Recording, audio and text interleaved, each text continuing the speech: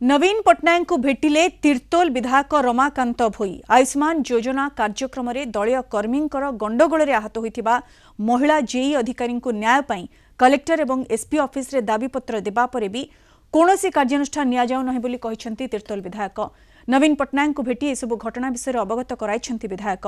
21 तारिख भितर मुख्य अभियुक्त को गिरफ करा नगले तीर्तोल एसपी ऑफिस घेराव करिबो बीजेडी बोली तीर्तोल विधायक कहिसेंती। आपण मैंने जानिथिबे 11 तारिख दिन जितेबले सरकार आयुष्मान योजनार शुभारंभ करुथिले, आयुष्मान भारत जन आरोग्य योजनार शुभारंभ करथिले।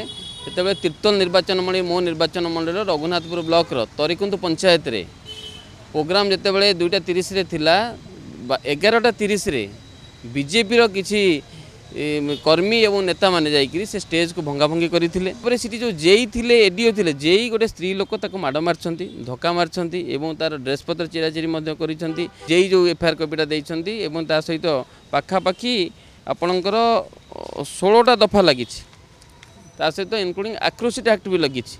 किंतु आज पर्यंत पुलिस साइलेंट हो बसिछि। जेतेबेले पुणी आउथरे जाइथिले कलेक्टर भेटिया को कलेक्टर देखंतु कलेक्टर भी गोटे लेटर करछंती का एसपी को you should take the strong action against the culprit.